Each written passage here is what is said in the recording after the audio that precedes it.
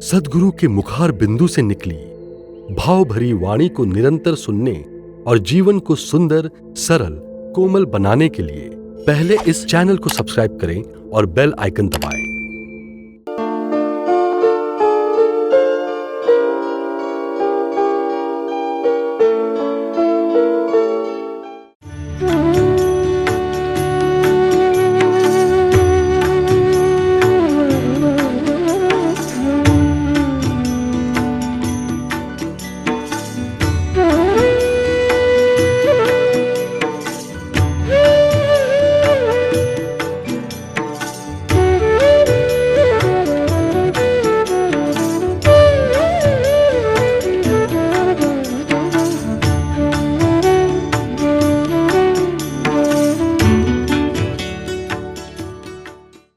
भक्त ने कहा मैं दीन हूँ, जप करने वाले ने कहा तू जरा जप ले, और तप करने वाले ने कहा जब तक तपस्या नहीं करेगा तब तक भगवान को तू प्राप्त न कर सकेगा।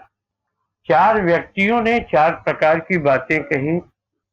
कोई कहता है सो अहम, वो मैं ही हूँ, मैं किसको भजूं। दूसरा कहता है कि मैं तो दीन हूँ, गरीब हूँ, दुखी हूँ। तो किसी को मान करके चलना चाहता है, किसी को अपना पथ प्रदर्शक बनाना चाहता है।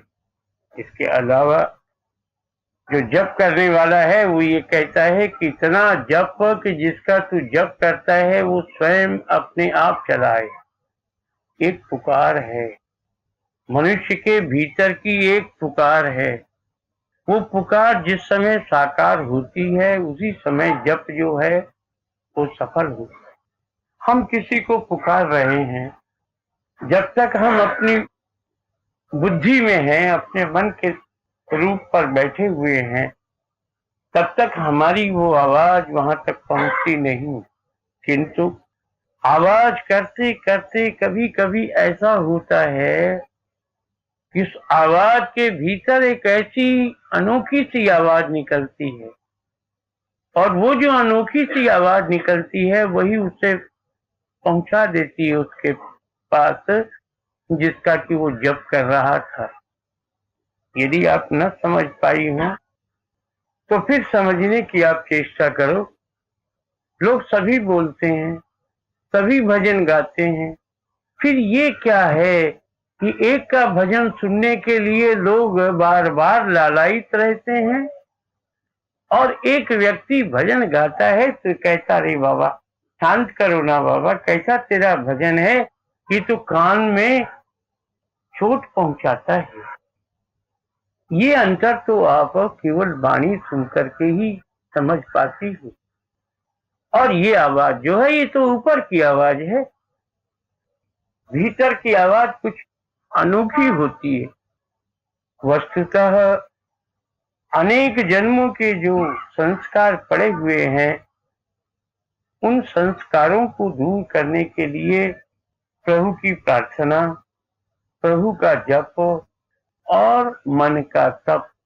मनुष्य जलाने के लिए आग जलाता है, लेकिन पहले खुद जल चुका है, अब आग जला रहा है।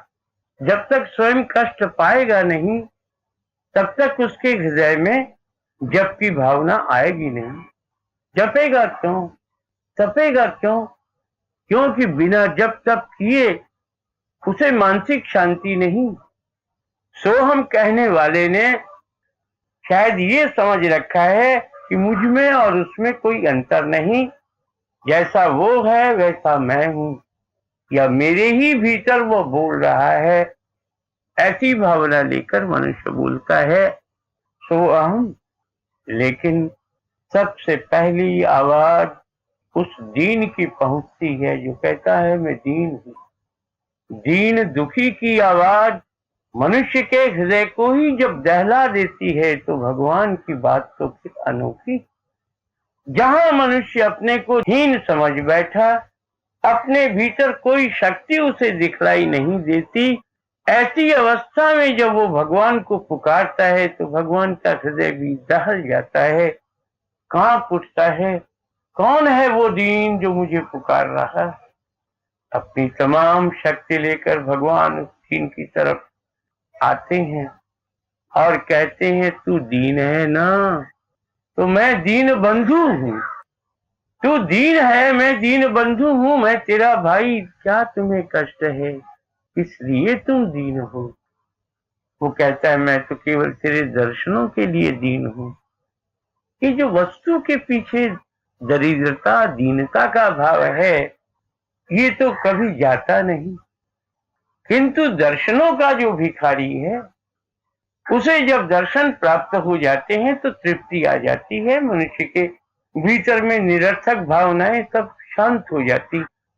दुखी की पुकार, दीन की पुकार भगवान बहुत जल्दी सुनते हैं। कि सो अहम कहने वाला शायद यहीं रह जाए, लेकिन यह दीन कि भगवान के अंक में, भगवान की गोद में बैठ जाता है। माँ जैसे अपने बच्चे को प्यार करती है, भगवान उससे बहुत अधिक अपने भक्त को प्यार करते। जिस समय भगवान ने नरसिंह रूप धारण किया और चारों ओर जो इधर उधर लोग थे उन पर भी आक्रमण करने की अवस्था हो गई, उस समय किसी बुद्धिमान मनुष्य ने कहा, अरे ये नरसिंह है, ये सबको खत्म कर देगा, एक राक्षस बचेगा नहीं, प्रहलाद को भगवान की गोद में बैठा दो। यदि तुम भगवान की गोद में प्रहलाद को नहीं बैठाते हो तो यह समझ रखो कि चारों तरफ नाश ही नाश है। उठाया प्रहलाद को, बैठाया भगवान की गोद में, और भगवान भूल बैठे कि मुझे और क्या करना है। प्रहलाद को गोद में बैठा करके भगवान इतना प्यार करने लगे कि उनके भीतर जो आवेश था वो शांत हो। गाय के पास बछड़ा आ गया, गाय बछड़े को चाटने में लगी, प्यार करने में लगी। अभी तक जो बछड़ा रंभा रहा था उसकी आवाज को सुन करके गाय बेचैन हो रही थी, किंतु अब तो बछड़ा गाय के पास आ गया। अब तो वो उसे प्यार करने में लगी। न वो अपने बंधन को कुछ समझती है, न अपने बछड़े के बंधन को समझती है। इस समय तो वो प्यार लोक में, प्रेम लोक में संलग्न है। वो ये नहीं समझती कि मैं बंधन में हूँ, और ये बछड़ा भी बंधन में था। आज दोनों ही बंधन में रहते हुए भी बंधन रहित तो हो गए। कैसे? प्यार के दृष्टिकोण। जब तक मनुष्य के हृदय में प्यार का भाव नहीं आता, दीनता नहीं आती, नम्रता नहीं आती, तब तक मनुष्य चाहे कितना ही जप करे, चाहे कितना ही तप करे, पाना कठिन है। जहां शरीर का बल है, बुद्धि का बल है, मन का बल है, धन और रूप का बल है, वहां तक मनुष्य कुछ नहीं कर पाएगा। उसके दरवाजे पर पहुंचने के पूर्व मनुष्य की ऐसी भावना होनी चाहिए कि मेरा कल्याण केवल इन्हीं चरणारविंद को प्राप्त करने में है। मनुष्य ने क्या देखा? ये दुनिया जो कि नाशवान है, जो कि मिथ्या है, प्रत्येक मुहूर्त जिसमें परिवर्तन है, उस दुनिया को देखकर वो क्या पाएगा? इस दुनिया के बनाने वाले को देखे, जिसकी कृपा दृष्टि से ही संपूर्ण जगत कार्य कर रहा है। अज्ञानता है, और इस अज्ञानता के कारण ही मनुष्य अहंकार में झूलता रहता है। ये अहंकार मनुष्य को भगवान के समीप जाने नहीं देता। उसे तो यही भावना है कि जगत में अधिक से अधिक वस्तुओं का मैं क्यों न प्रयोग करूं, किंतु जानता नहीं ये वस्तुएं यहीं रह जाएंगी। तुझे जाना होगा, और कैसे जाना होगा? वैसे ही जाना होगा जैसे तू माँ के गर्भ से भूमि पर आया था। कोई वस्त्र नहीं, ज्ञान नहीं, शान नहीं, बच्चा अबोध है, बोल नहीं सकता। मरने वाला भी अपने दिल की बातों को कह नहीं सकता, क्योंकि उसकी बोली बंद हो गई। उसमें शक्ति नहीं कि वो अपने दुख दर्द को कह जाए। आया था बालक के रूप में और चला भी असहाय के रूप। किंतु यदि उसने आधार पकड़ रखा होता, यदि उसके भीतर किसी के प्रति प्रेम होता, तो वो यूं नहीं जाता, वो रोता हुआ नहीं जाता, वो मिलन के लिए जाता और वो मिलन की भावना ही उसे उसके आंसुओं को पोंछ देती। आधार क्यों पकड़ते हैं हम? क्योंकि बह जाएंगे इस संसार में। यहाँ बड़े बड़े आए, महात्मा सिद्ध साधक सब आए, उनका उद्धार कैसे हुआ? उन्होंने किसी चीज को माना। जब तक मानेगा नहीं, आधार लेगा नहीं, तब तक मनुष्य की मानसिक स्थिति शांत नहीं हो सकती। मैं भूखा हूं, यदि मेरे सम्मुख अन्न न रहे तो मेरी भूख जाएगी कैसे? इसी तरह से भक्त के सम्मुख यदि भगवान न रहे तो ये दर्शनों की जो भूख है वो जाएगी कैसे? चाहता है मिल जाऊं किसमें जिससे आया हूं, मैं बूंद हूं और तू समुद्र है। लेकिन तू समुद्र बना कैसे? एक एक बूंद से तू समुद्र बना है। एक एक भक्त की साधना से भगवान का रूप बना है। आप कहीं भी चली जाओ, भक्तों के बड़े अनोखे खेल आपको देखने के लिए मिलेंगे। दक्षिण में जाओ, भगवान ने वैसे ही वस्त्र धारण कर रखे हैं जैसे दक्षिण के लोग पहनते हैं। और उत्तर में जाओ, वहां भी उनकी वही पोशाक है जैसे कि उत्तर के लोग पहनते हैं। कोई पूछे भगवान से ये क्या तमाशा है?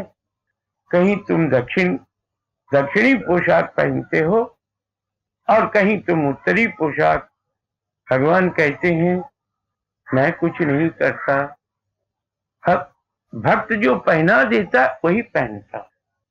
ये बात ठीक है कि मैं भक्त का सर्वस्व हूं, किंतु जब उसने मुझे अपना मान लिया, अब इसके बाद कोई कायदा नहीं, कोई कानून नहीं, चाहे वो मुझे भूखा रखे और चाहे मेरे 10 बार भोग लगाए, मुझे कुछ नहीं कहना, मैं तो बिक गया उसके हाथ।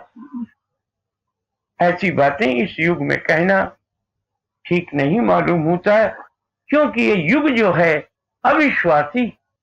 इस युग में कोई किसी का विश्वास करने को तैयार नहीं। यदि किसी से ये कहा जाए कि भगवान की प्राप्ति होती है इसी जीवन में, तो मानने के लिए तैयार नहीं। क्यों नहीं तैयार? उसके जो कर्म है वो बतलाते हैं कि इन कर्मों से तो तू भगवान को नहीं पा सकेगा। क्योंकि तू नहीं पा सकेगा इसलिए और भी कोई नहीं पा सकेगा। अपनी कमजोरी को औरों पर देखता है। लोगों ने भगवान के नाम की महिमा गाई और कितनी ही बातें कही, किंतु जब तक भगवान के भक्त के द्वारा भगवान की महिमा का गान नहीं होता, तब तक 1000 गान हो कुछ नहीं होता। एक व्यक्ति जब रामकृष्ण परमहंस के पास गया और कहने लगा, ठाकुर मैं महापापी। ठाकुर ने कहा तेरा कितना पाप है, तू रख दे मेरे सामने। और ये हरि का नाम जो है ये अग्नि है, जिस प्रकार की रुई के गट्ठर को एक जरा सी चिंगारी जला करके खत्म कर देती है, उसी प्रकार हरि के एक नाम लेने से तमाम पापों से मनुष्य को मुक्ति मिल जाती है। ये केवल विश्वास। 108 बार माला फेर कर भी मनुष्य को संतोष नहीं हुआ। एक माला फेर कर नहीं, 10 माला फेर कर भी नहीं। क्यों? क्योंकि वो फेर में लगा है, भगवान की भक्ति में नहीं। कोई कहेगा ये क्या, फेर में कैसे लगा है? वो राम राम बोलता जाता है और हाथ उसका चलता जाता है, मुंह उसका चलता जाता है। आप ये बतलाओ कि हिलते डुलते यदि किसी की तस्वीर ली जाए तो वो कैसी तस्वीर आएगी? शांत होकर प्राणी जब उसका नाम लेता है तो उसको पता लगेगा कब, जबकि उसके प्राणों में उल्लास का भाव आएगा, तब वो समझेगा कि मेरा नाम लेना ठीक। जब तक प्राणों में उल्लास ना आए, उमंग ना आए, प्रेम का भाव ना आए, तब तक जितने नाम लिए जाते हैं ये प्रयास है, ये चेष्टा है, ठीक नहीं। और जिस समय ठीक नाम निकलेगा उस समय जिसका नाम लिया जाता है वो भी उसी के साथ चला आएगा। एक बाण है, तीर है और एक वाणी है जो तीर से भी अनोखा काम करती। तीर निशाने तक जाकर के लग जाएगा, पहुंच जाएगा। केवल वाणी ही में वो शक्ति है कि जिसके प्रति वो वाणी के द्वारा नाम लेता है उसी को खींच लाएगा। तीर चुभा रह गया, वाणी चुभी नहीं, वाणी ने खींच लिया अपने प्रभु को। और यदि ये बात न होती तो गौरांग महाप्रभु जब हरे राम राम राम हरे हरे कहते तो कैसे लोग पुलकित हो जाते। वो कौन सी आवाज थी जिस आवाज ने नवद्वीप के प्रत्येक घर में महाप्रभु गौरांग महाप्रभु की ध्वनि गुंजरित कर दी। और आज भी वहां ये कहा जाता है कि जे जौन गौरांग को डाके शेई अमर प्राण। जो मनुष्य गौरांग को पुकारता है वही मेरा प्राण है। बोल गया, शंख बजाकर चला गया गौरांग महाप्रभु। और इसी प्रकार भाव में पागल रामकृष्ण परमहंस ने भी अनोखी अनोखी लीलाएं की और लोगों को दिखला दिया कि मैंने हिंदू होकर भगवान को माना, मैंने मुसलमान होकर के भगवान को माना, मैंने क्रिश्चियन होकर के भगवान को माना, तांत्रिक होकर के भगवान को माना, लेकिन मैंने देखा कि भगवान एक है। ये पथ अलग अलग हैं, ये भिन्न भिन्न पथ हैं, लेकिन वो एक है। पहुंचने के लिए चाहिए सरलता, भाव प्रवीणता, शरीर के भाव का न रहना और प्रभु की शरणागति में ही अपने जीवन को सार्थक समझना। यही तो काम। सो अहम कहने वाला कहता गया जरूर, लेकिन जब तक उसके हृदय में ये भावना न आई कि मैं वही हूं, तू वही कैसे हुआ? तू ये बता दे हमें कि तू वह कैसे हो गया जो अपना अहं फेंक देगा उसमें, जो अपने भीतर कोई भावना नहीं रख करके उसका संपूर्ण रूप ग्रहण कर लेता है अपने भीतर।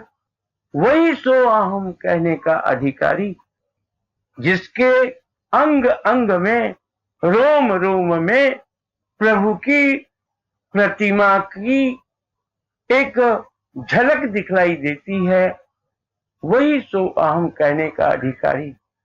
मनुष्य ने बहुत कुछ जाना, बहुत कुछ पहचाना, लेकिन फिर भी जान पहचान करने के पश्चात भी डूब गया। दुनिया के एक किनारे में डूब गया, जहां माया थी, जहां मोह, अहंकार की बात तो आपने बहुत सुनी। लेकिन मनुष्य जो डूबता है, रह जाता है यहीं, वो माया और मोह के कारण। मैं इस धन को खर्च न करूं, इकट्ठा करता चला जाऊं, ये कंजूस की भावना है। और ये क्या है, ये दुनिया कैसी है, इसके खेल बड़े अनोखे हैं। भगवान तो यहाँ कहीं भी नहीं दिखलाई देता। प्रत्येक वस्तु में उसको कुछ भ्रमसा पैदा हो जाता है, यही माया। और इसी माया में फंस करके मनुष्य अपने रूप को भूल जाता है। कौन समझाएगा, कौन बतलाएगा कि मेरा प्रियतम कहाँ है? जहां मेरा प्यार है वहीं मेरा प्रियतम। मैं जहां से बोलता हूँ, जहां से उसे पुकारता हूँ, वो उसकी पुकार है, वो मेरी नहीं। ये जो भीतर में एक आवाज उठ रही है, तू कौन है जो मुझे इस तरह व्याकुल कर रखा है तेने? क्यों नहीं तू प्रकाश में आता? क्यों नहीं तू अपना दर्शन देकर मेरे हृदय की पिपासा को मिटाता? इसके साथ ही वो बोल रहा है, मैं दूर नहीं, मैं तेरे साथ, रोम रोम में मैं तेरे साथ। तू व्याकुल इसलिए है कि अभी तक तुझे बुद्धि ने छोड़ा नहीं, अभी तक मन तुझे नचा रहा है, इसलिए तू व्याकुल है। नहीं तो तेरा मेरा दो रास्ता नहीं, एक ही रास्ता। तू मेरा है, मैं तेरा हूं। किंतु मैं कैसे समझाऊं, मैं तुम्हें कैसे बतलाऊं कि तुझमें मुझ में कोई फर्क नहीं। तू प्राणी है, मैं तेरा प्राण हूं। जिस प्राण को धारण करके प्राणी होता है, वो प्राण मैं हूं, तू प्राणी है। यदि प्राण से अलग हो जाएगा प्राणी, तो प्राणी रह नहीं सकता। तो प्रभु से यदि भक्त अलग होके रहे तो भक्त नहीं। इसलिए इतना समीप, इतना नजदीक, और फिर भी हम उसे खोज नहीं पाते। कारण है बुद्धि का भ्रम है, माया का खेल है, मन की चंचलता है, विषयों के पीछे दौड़ने की इच्छा अभी तक बनी हुई है। इसीलिए हम उसे नहीं समझ पाते, जो हमारे बहुत नजदीक होते हुए भी दिखलाई नहीं देता। देगा, दिखलाई भी देगा। जरा व्याकुलता बढ़ने दे। जब तक मनुष्य के भीतर में व्याकुलता नहीं बढ़ती, बेचैनी नहीं होती, तब तक चैन आएगी कैसे?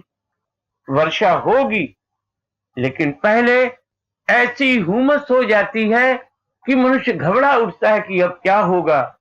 जब मनुष्य घबरा उठता है कि क्या होगा, उसी समय आकाश से वृष्टि आती है, और वो जो गर्मी पृथ्वी पर थी, मनुष्य के हृदय में थी, वो बिल्कुल शांत हो गई वर्षा के कारण।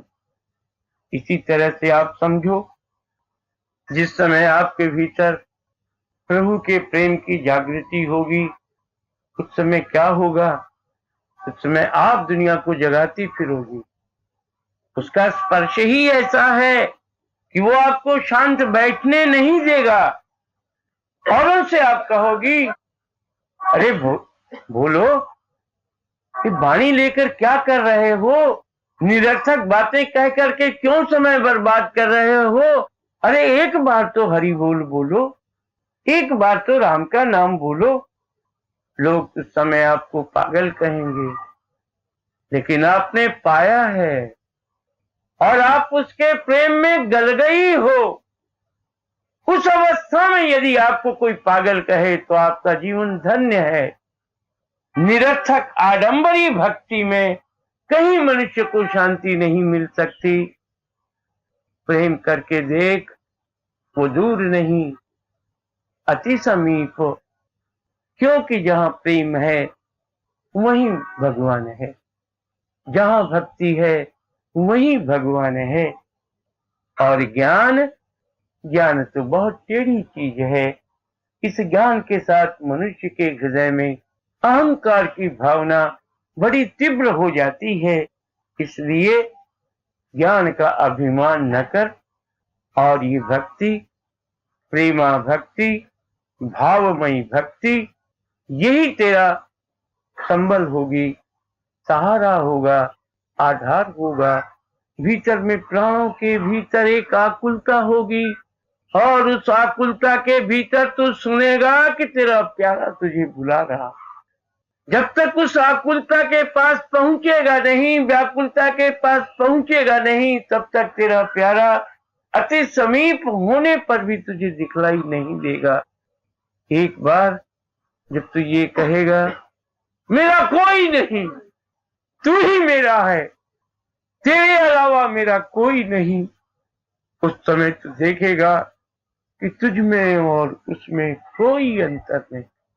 किंतु जब तक वो भावना तेरे हृदय में आती नहीं है, तब तक शांति मिलेगी कैसे?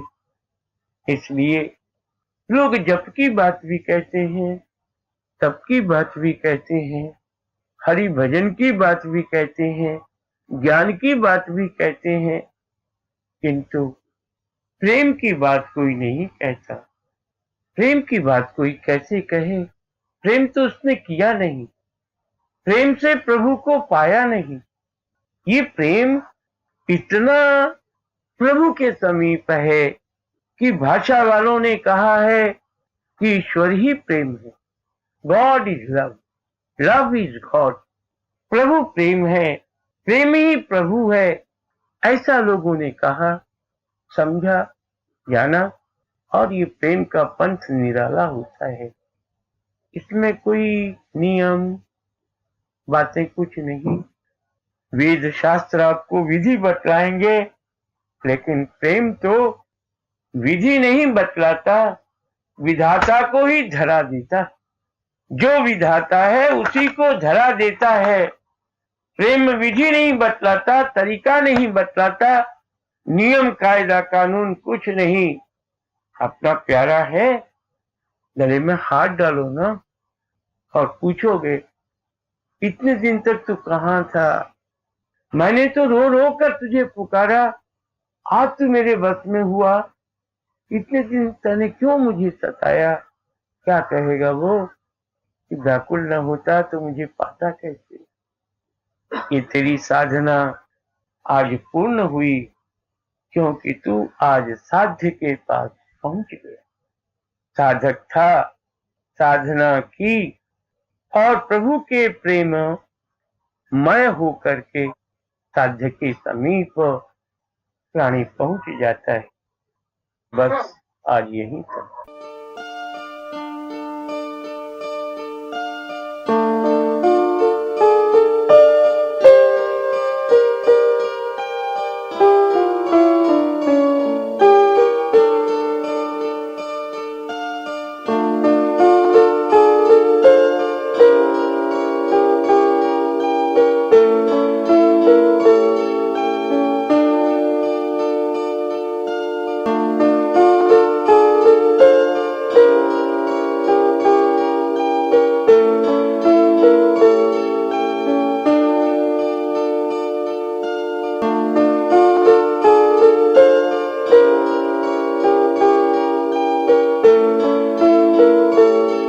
सद्गुरु के मुखार बिंदु से निकली भाव भरी वाणी को निरंतर सुनने और जीवन को सुंदर, सरल, कोमल बनाने के लिए ये चैनल को सब्सक्राइब करें और बेल आइकन दबाएं।